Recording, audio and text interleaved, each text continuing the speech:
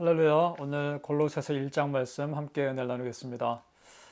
바울 사도가 골로새 교회에 편지를 보낸 중요한 이유 중에 하나는 골로새 교회에서 활동하는 이단들이 있다는 소식을 듣고 이에 대처하기 위해서 편지를 보낸 것입니다.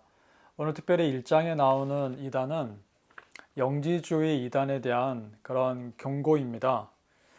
자, 어떤 내용이냐 하면 하나님과 사람 사이에 중보자 역할을 할 수 있는 분이 예수님만이 아니라 다른 영적 존재도 가능하다라는 주장을 하는 것입니다.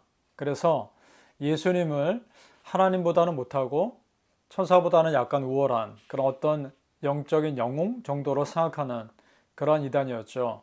여러분, 이것은 심각한 문제를 가지고 옵니다. 예수님을 하나님으로 인정하지 않는 것으로 인해서 그로 인해 파생하는 많은 문제들이 생기죠.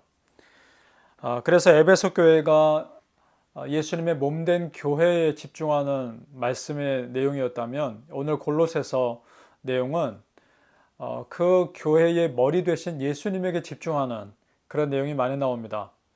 자, 1장 17절과 18절 말씀 함께 보겠습니다. 또한 그가 만물보다 먼저 계시고 만물이 그 안에 함께 섰느니라. 여기서 그는 예수님이시죠. 그는 몸인 교회의 머리시라. 그가 근본이시오 죽은 자들 가운데서 먼저 나신 이시니 이는 친히 만물의 으뜸이 되려 하심이요. 여기서요 18절 말씀 보면 먼저 나신이다 라는 표현 때문에 오해할 수 있는데 이것은 예수님이 어떤 하나님의 피조물이라는 의미가 아니라 다른 세상의 피조물과 비교할 수 없는 정말 유일한 중보자 되심을 강조하는 그런 메시지입니다. 그러니까 예수님과 다른 피조물을 같은 레벨에 두고 섬길 수 없다는 것이죠. 정확히 이것이요, 구약시대 이스라엘 백성들이 저질렀던 그런 실수와 잘못입니다. 무엇이냐? 하나님과 우상을 같이 섬겼다는 것이죠. 지금 예수님과 다른 영적 존재를 같은 레벨에 두고 있는 것과 똑같습니다. 여러분, 하나님과 우상을 같이 섬긴다는 것은 하나님을 섬기지 않는 것입니다. 하나님을 우상과 같은 수준으로 전락시키는 것이죠. 그래서 사무엘상 보면 사무엘 선지자가 이스라엘 백성들에게 이렇게 고면합니다. 사무엘이 이스라엘 온 족속에게 말하 이르되 만일 너희가 전심으로 여호와께 돌아오려거든 이방신들과 아스타롯을 너희 중에서 제거하고 너희 마음을 여호와께로 향하여 그만을 섬기라. 자, 어떻습니까? 이스라엘 백성들이 출애굽하고 가나안 정복하고 그 이후에도 가나안에서 섬기던 이방신들을 섬겼다는 거 아닙니까? 그러니까 사무엘 선지자가 그것을 이제는 그만두고 전심으로 하나님께 나오라 라고 강력하게 권면하고 있습니다. 자, 여기서 우리가 중요하게 보아야 할 단어는 전심으로 라는 말입니다. 자, 어느 정도 퍼센트지는 하나님 믿고 또 나머지 퍼센트지는 우상을 믿고 그것이 아니라는 것이죠. 이스라엘 백성들은 이랬던 겁니다. 필요에 따라서 하나님을 믿기도 하고 또 어떨 때는 농사의 신인, 농사가 더 잘 되기 위해서는 농사의 신인 바알을 섬기기도 하고 그런 필요에 따라서 신들을 골라가면서 섬겼던 것이죠. 자, 여러분, 이것이 얼마나 하나님을 무시하는 것이며 하나님을 모욕하는 것인가요? 만약 그렇게 필요에 따라서 자기가 믿을 신을 선택했다면 그 사람에게 있어서 진짜 신은 하나님도 아니고요, 우상도 아닙니다. 그 사람에게 있어서 진짜 신은 자기 자신인 것입니다. 자기가 하나님의 자리에 앉아 있는 것이죠. 여러분, 어떠십니까?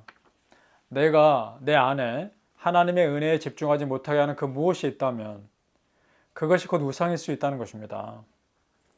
우상 숭배가 무서운 이유는요, 하나님의 은혜에 집중하지 못하게 만듭니다. 자, 우리가 하나님의 은혜에 집중하지 못하게 어떤 다른 것이 가로막혀 있다면 잠깐의 만족은 어떤 것으로부터 얻을 수 있을지 모르겠습니다. 그러나 결과적으로, 근본적으로 하나님과의 우리와의 막힌 관계 때문에 우리의 영은 메말라져 가는 것입니다. 그럼 나도 모르게 내 영은 죽어가고 있는 것이죠. 그것을 모른 채 헛된 우상에 잠깐의 만족에 빠져 있는 것이죠. 그래서 예수님이 수가성 여인에게, 남편이 5번이나 바뀐 수가성 여인에게 이런 말씀하시죠. 내가 주는 물을 마시는 자는 영원히 목마르지 아니하리니 내가 주는 물은 그 속에서 영생하도록 솟아나는 샘물이 되리라. 네가 그동안 다른 것으로 인해 만족을 찾고 다른 사람을 통해서 위안을 얻으려 했지만 그것이 너에게 정말 만족이 됐느냐? 그렇지 않지 않느냐? 내가 주는 물, 내가 주는 복음을 먹는 것이 진정한 영원한 마르지 않는 샘물이 될 것이다 라고 이런 말씀 하시는 겁니다.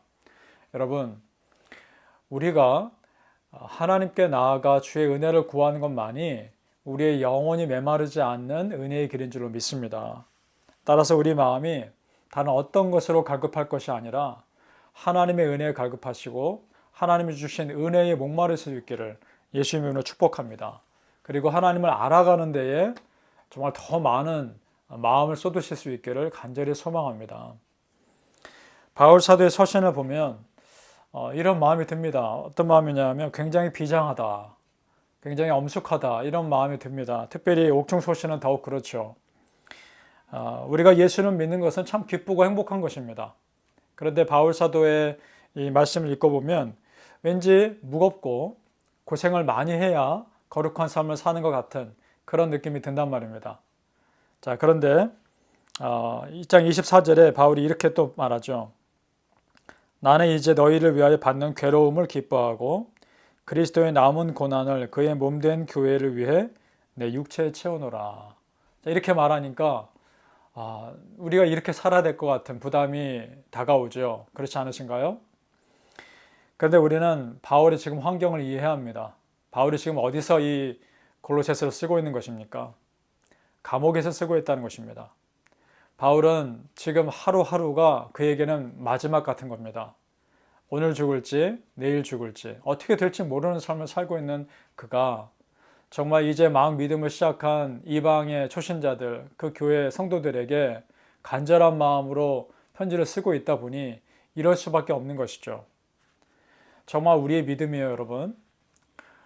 내가 어려서부터 어떤 믿음의 가정에서 자랐거나 아니면 누군가의 전도로서 예수를 믿었거나 단순히 그 정도가 아니라는 겁니다.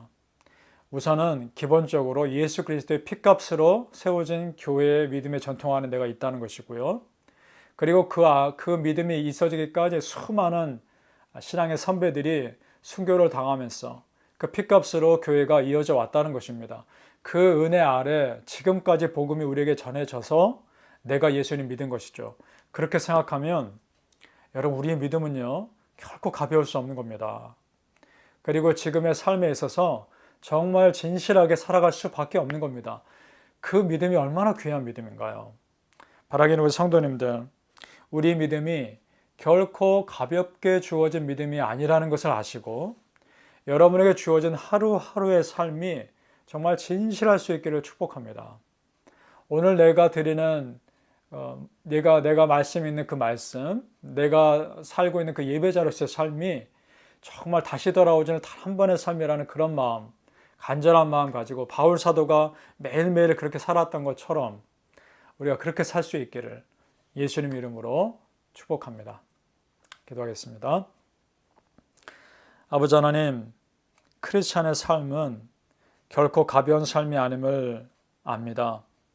우리에게 주어진 예수 그리스도의 십자가의 보혈과 우리 또한 수많은 믿음의 선배들의 그 신앙의 전통 가운데 그 은혜로 여기까지 우리가 왔고 그 은혜로 지금 우리가 예수님 믿을 수 있다는 것이 너무나 감사합니다. 아버지 하나님, 하루하루 한 사람을 대할 때, 어떤 일을 대할 때 진실하게 감당할 수 있도록 도와주옵소서. 나에게 주어진 그 믿음의 삶, 하나님 앞에서의 진실한 삶을 살아갈 수 있도록 축복하여 주시옵소서. 감사하며 예수님의 이름으로 기도합니다. 아멘.